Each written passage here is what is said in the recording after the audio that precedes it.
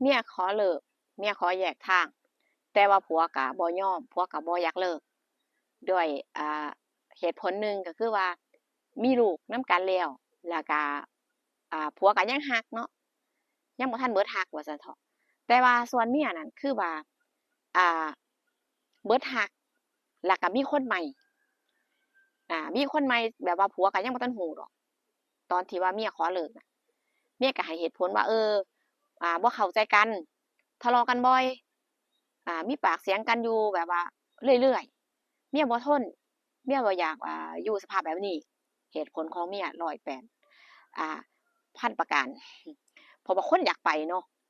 คนอยากเลิกเด้บาดนี้ผัวนั่นก็แบบว่าก็คือยังรักแล้วก็บ่อยากให้ครอบครัวนั้นแตกแยกอ่าบัดนี้ก็เห็นหน้าลูกแล้วมันใจอ่อนผัวก็ว่าจักสิเลิกจั่งใดนั่นนะแต่ว่าก็กดดันขนาดความรู้สึกคือผัวน่ะกดดันแรงที่ว่าเมียน่ะบ่เว้าหยังออกปากปุ๊บนี่ถ้าเฮ็ดหยังแหน่ก็คือแบบว่าถ้าบ่อยากอยู่ก็เลิกถ้าไปกันบ่ได้ก็เลิกกันเลยจังซี้นะคือแบบว่าเอ่อเมียน่ะต้องการที่จะไปอย่างเดียวว่าซั่นเถาะผัวนั่นก็หาต้นปลายสาเหตุบ่ได้ว่าเป็นหยังก็คือจั่งงานก็ทำอยู่ในครอบครัวก็บ่เคยแบบว่าขาดตกบกพร่องหน้าที่ของผัวน่ะนะมันเป็นหยังเมียเว้าหยังก็ออกมาคือมีแต่เลิกอยู่แท้หลายคนก็ว่าบ่แม่นเมียเจ้ามีผู้บ่าวบ่น้อบ่แม่นเมียเจ้ามีกิ๊กบ่จังซี้เนาะหลายคนก็เว้าในความที่ว่ารักเมียแล้วก็เชื่อใจในตัวเมียนั่นล่ะผัวก็เว้าแล้วเว้าอีกเมียก็เอ่อบ่บ่ฟังว่าซั่นเถาะผัวว่าหยังก็บ่สนใจคือแบบจะไปจะเลิกอะนะบัดนี้อันก็มีวันหนึ่งเนาะเพื่อนก็ถ่ายรูปอะส่งมาให้ว่านี่ว่าข้อยเห็นเมียเจ้าอยู่สถานที่แห่งหนึ่งเดินกะหนุงกะหนิงจับมือถือแขนกับผู้ชายเด้ว่าซั่นเออคันเว้าซื่อๆก็ย้านว่าผัวนั่นบ่เชื่ออ่าเพื่อนก็เลยถ่ายรูปอะเพื่อนก็เลยถ่ายรูปส่งมาให้เบิ่งเออก็แอบถ่ายนั่นล่ะเนาะย้านเขารู้ว่าซั่นเถาะผัวก็เริ่มจะแบบว่าเครื่องๆในใจอาหลายๆคนก็สิว่าหลายๆคนก็สิว่า โอ้ยก็ซักซะมาโง่แท้คันเขามีใหม่คือบ่เลิกโลดมันมีเหตุผล108เดะสำหรับชีวิตคู่น่ะบางคนก็แบบว่าคิดหน้าพะวงหลังคิดเรื่องแบบไปข้างหน้าว่าโอ้ถ้าเลิกไปแล้วลูกสิเฮ็ดจั่งใดแม่นบ่แล้วครอบครัวเราสิอยู่จั่งใดแบบนี้คนก็แบบว่าคนสิรับกรรมก็คือลูกเจ้าของแล้วที่มันบ่รู้เรื่องอิหยังจั่งซี้นะอาส่วนพ่อแม่เลิกกันไปแล้วก็ไปหาคนใหม่แล้วก็แล้วๆไปแม่นบ่ แต่ถ้าแบบลูกนี่ล่ะบาดนี้สิอยู่จั่งใดจังซี้นะคือแบบเขาคิดแบบอนาคตข้างหน้าจังซี้เนาะมันก็เลยลำบากในเรื่องนี้จังซี้ผัวนั่นก็นอนบ่หลับพอเห็นรูปภาพตัวนี้แล้วก็แบบนอนบ่หลับคือแบบว่าสิเฮ็ดจั่งใดสิแก้ปัญหาจั่งใดจังซี้นะในส่วนหนึ่งในลึกๆในใจก็เริ่มสิเชื่อก็เริ่มสิเชื่อแล้วว่าเมียน่ะปันใจให้คนอื่นเมียคือคนใหม่ว่าซั่นเถาะอาแต่ว่าเมียก็บ่ยอมรับบ่เอ่ยปากว่าสิไปเริ่มต้นกับคนใหม่ บ่ใจกล้าพอว่าซั่นเถาะอืมแต่ว่าในใจน่ะคือว่ามีไว้แล้วจังซี้นะบัดนี้ผัวก็อ่าอยากจะพิสูจน์ว่าเมียนี่เป็นอีหลีบ่จังซี้นะเออ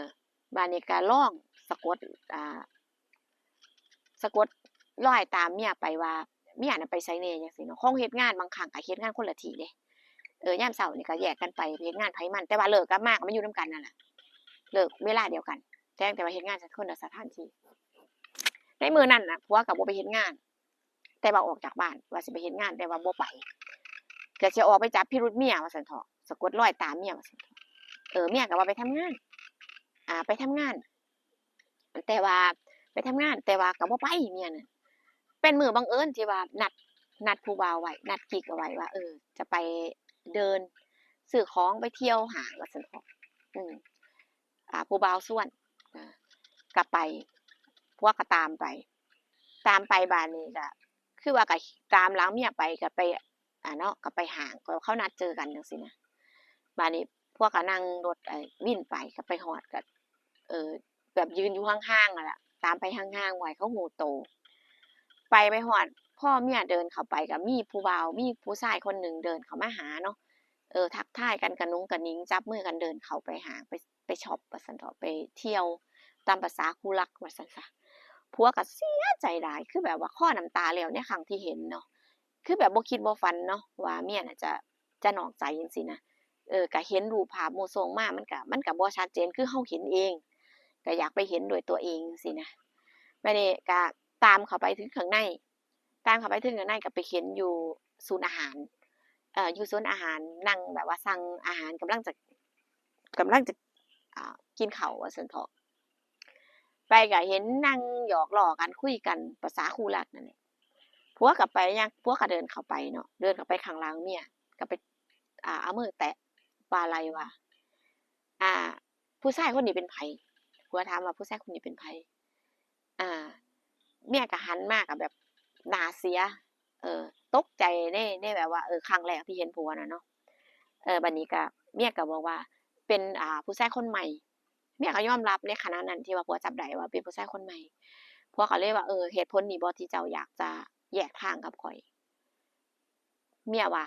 ถ้าจะคุยหยังให้กลับไปคุยกันอยู่ห้องกลับไปคุยกันอยู่บ้านบ่คุยอยู่นี่ว่าซั่น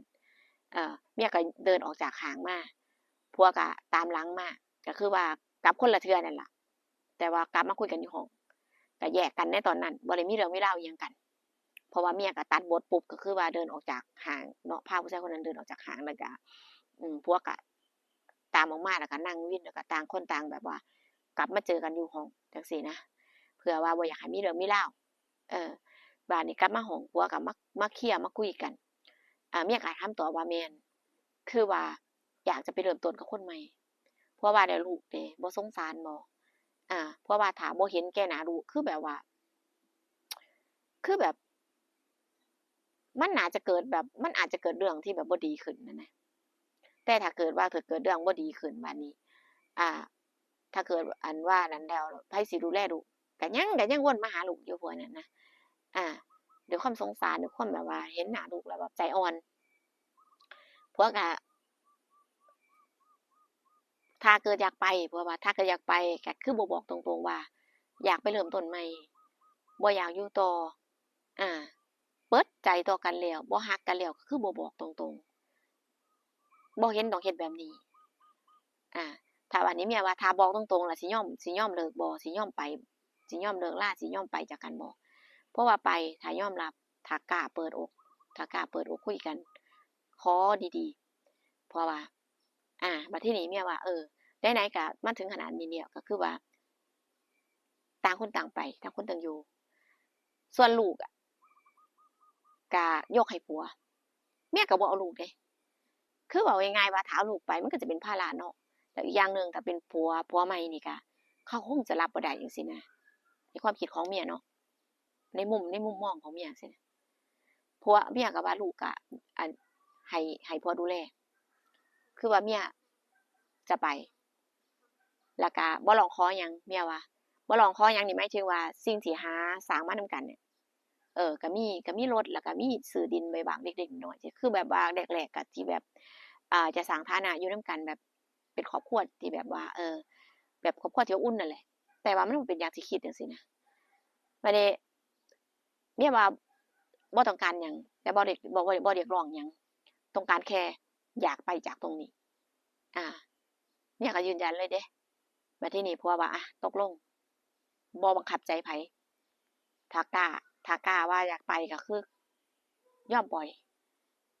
ผัวก็ว่าแล้วที่สำคัญคือลูกนี่จั่งใดก็บ่ให้แน่นอนคือเคลียร์กันระหว่างผัวเมียเนาะแล้วบัดนี้ก็พอจบจากตรงนั้นก็ต่างคนต่างขนเสื้อผ้าออกจากห้องก็แยกทางกันไปแบบว่าอย่างแบบว่าจั่งใดโดยดีแยกทางกันโดยดีผัวก็หอบลูกกลับบ้านงานก็บ่เฮ็ดต่อคือแบบว่าบ่อยากอยู่ในตรงนั้นแบบบ่อยากเห็นไอ้ภาพเก่าๆที่เคยอยู่เนาะผัวก็หอบลูกไปอยู่มาอยู่บ้านอยู่นำพ่อนำแม่เนี่ยล่ะก็คือแบบครอบครัวแตกแยกกันจุดจบจุดจบก็คือว่าภาระตกไปอยู่กับพ่อแม่อืมร้อยทั้งร้อยจะเป็นแบบนี้สำหรับคน2คนน่ะต่างคนต่างไปก็จบจริงแต่ว่าชีวิตข้างหลังของคนข้างหลังอะมันบ่จบ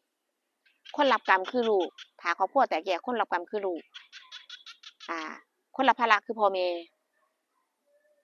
สิเอาไปไว้ไสถ้าบ่ฝากไว้นำพ่อแม่เลี้ยงแม่นบ่จริงอยู่เราทำงานส่งเงินส่วนหนึ่งไปเพื่อเป็นการเลี้ยงดูลูกแต่ว่าความอบอุ่นมันขาดในตรงเนี้ยลูกอะเนี่ยแหละคือคนรับกรรมมันก็น่าสงสาร